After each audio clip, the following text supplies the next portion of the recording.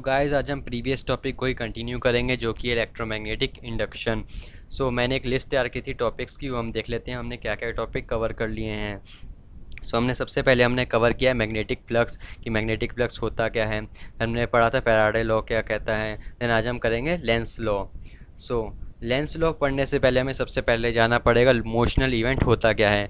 So according to Faraday law whenever magnetic flux linkage in a circuit changes EMF is induced in a circuit and current will start flow in the circuit. यानी कि अगर एक magnetic field में अगर conductor move कर रहा है तो उसमें मैग्नेटिक फ्लक्स लिंकेज चेंज होता रहेगा जिसकी वजह से ईएमएफ इंड्यूस होगी and current start flowing in the circuit.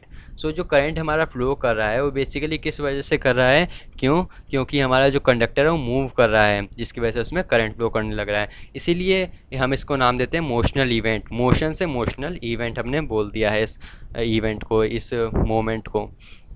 हम इसे अगर दूसरे वे से बोलें तो हम एक डेरिवेशन आ सकती है पेपर में E=BLV। सेम चीज़ होता है ये दोनों। हम इस डेरिवेशन में हम क्या करते हैं, एक रेक्टेंगुलर फ्रेम ले लेते हैं जिसकी 3 साइड्स तो हमारी फिक्स रहती हैं एंड 4 साइड हमारी मूवेबल रहती हैं। बेसिकली ये 4 साइड जो मूवेबल है वो हमारा कंडक्टर ही होता है, जो कि हमारा राइट भी मूव कर सकता है, लेफ़्ट भी मूव कर सकता है। इसमें मैग्नेटिक फील्ड की डायरेक्शन हम इनवर्ट भी ले सकते हैं, हम आउटवर्ड भी ले सकते हैं। इससे ज़्यादा कुछ फ़र्क पड़ता नहीं है डेरिवेशन पे। कई जगह इसमें इनवर्ट ले रखा होता है, कई जगह आउटवर्ड ले रखा होता है। अगर हम इनिशियल फ्लक्स की बात करें तो उसका फॉर्मूला होता है BA cos alpha. Okay, BA cos alpha ये लिखा है। इसमें B जो होता है हमारा मैग्नेटिक फील्ड होता है, A होता है हमारा area vector and alpha is the angle between magnetic field and area vector. And guys आपको ये बात याद रखनी पड़ेगी कि एरिया वेक्टर की जो डायरेक्शन होती है वो हमेशा परपेंडिकुलर होती है सरफेस से। हमारी इसमें मैग्नेटिक फील्ड जैसा कि मैंने आपको बताया कि मैंने आउटवर्ड ले रखी है, आपको दिख भी रहा होगा डॉट से। अगर मैं इनवर्ड होती तो किससे शो करते हैं हम उसे, क्रॉस से हम शो करते हैं। मैग्नेटिक फील्ड की भी डायरेक्शन आउटवर्ड है, एरिया वेक्टर की भी डायरेक्शन आउटवर्ड है, तो एंगल कितना आ गया, 0 आ गया। एंड अगर हम एरिया की बात करें एरिया ऑफ रेक्टेंगल हमारा क्या होता है, लेंथ इनटू ब्रेथ। अगर पोजीशन AB पर हमारा कंडक्टर रखा हुआ है हमारा एरिया कितना आ जाएगा, लेंथ की वैल्यू आ गई हमारी L एंड ब्रेथ की वैल्यू आ गई हमारी X। हमारा क्या हो जाएगा एरिया L इंटू एक्स। हमारा रिजल्ट क्या आ जाएगा इनिशियल फ्लक्स का, BLX। ओके गाइस, ये हमारा BLX आ चुका है।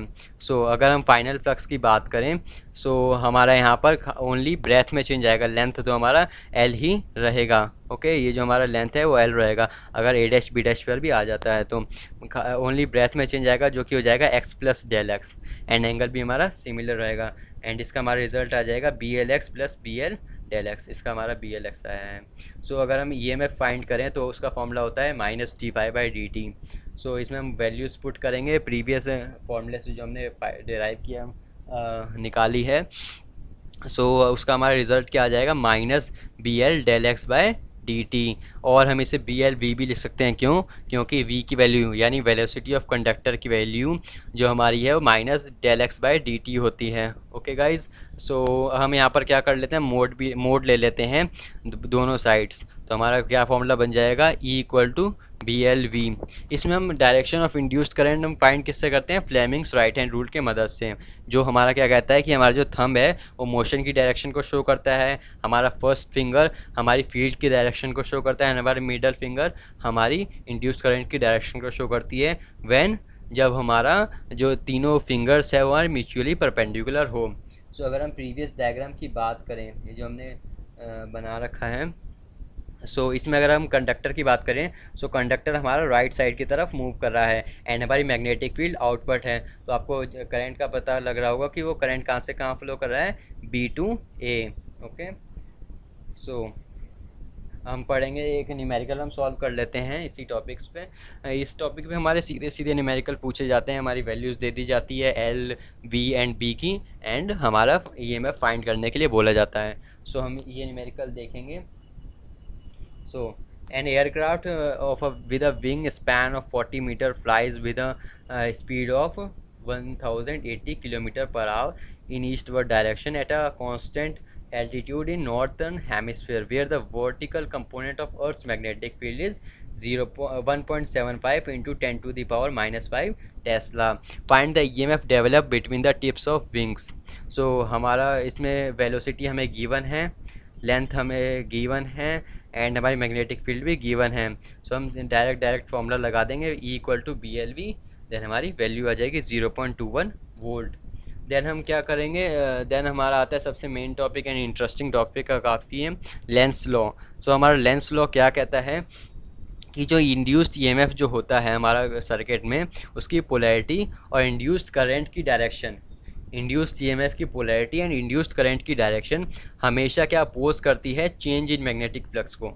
ओके मतलब ईएमएफ जो हमारा इंड्यूस्ड है उसकी polarity and direction of induced current हमेशा अपोज करते हैं मैग्नेटिक फ्लक्स के चेंज को। ओके सो इस लॉ से हम क्या क्या फाइंड कर सकते हैं, polarity of induced EMF and direction of induced current.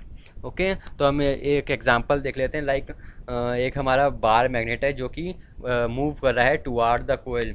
सो इसमें क्या होगा, लेंस लॉ के हिसाब से ये उसे अपोज करेगा।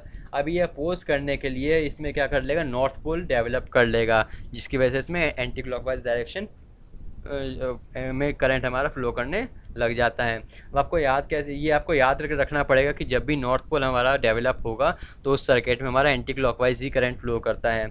अब आप इससे ऐसे याद कर सकते हैं कि एन ए, यानी अगर नॉर्थ होगा तो हमेशा एंटी क्लॉकवाइज करंट फ्लो करेगा, और अगर साउथ आ जाएगा तो हमारा क्लॉकवाइज करंट फ्लो करेगा।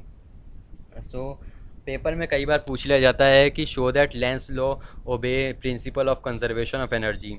Okay so conservation of law of principle of conservation of energy क्या कहता है कि energy can neither be created nor be destroyed. Okay it changes from one form to another.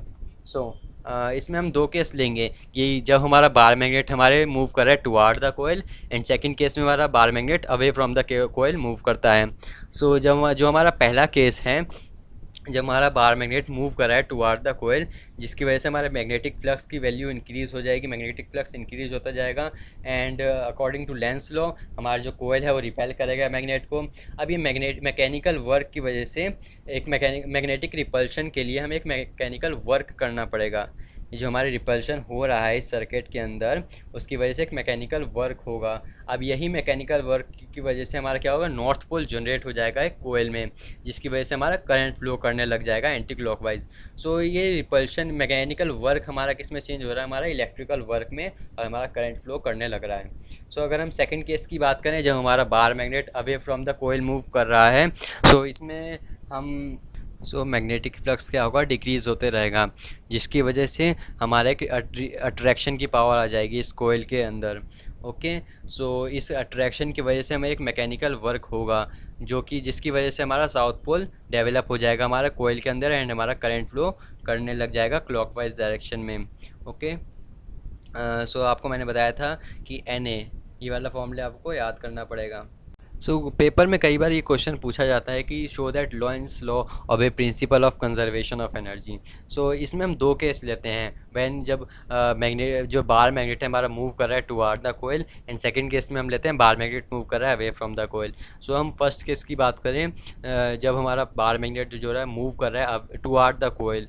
यहाँ पर हम क्या करें, मैकेनिकल वर्क दे रहे हैं बार मैग्नेट को, जो कि जिसकी वजह से हमारा बार मैग्नेट मूव कर पा रहा है। ये बार मैग्नेट मूव कर रहा है toward the coil, magnetic flux क्या हो रहा है, इंक्रीज होते जा रहा है। लेंज लॉ के हिसाब से कोयल क्या करेगा, उसे रिपेल करने की कोशिश करेगा, और रिपेल करने के लिए वो अपने कोयल में क्या हो जाएगा, नॉर्थ पोल डेवलप हो जाएगा। और अगर नॉर्थ पोल डेवलप हो रहा है तो आपको याद होगा कि एंटी क्लॉकवाइज करंट फ्लो करने लग जाता है। यहाँ पर क्या होगा कि मैकेनिकल वर्क जो हमने बार मैग्नेट को दिया है उसकी वजह से हमारा करंट फ्लो करने लग रहा है सर्किट के अंदर। mechanical energy is converted into electrical energy, a mechanical work is converted into electrical energy। Lenz law हमारा ओबे कर रहा है principal of conservation of energy को।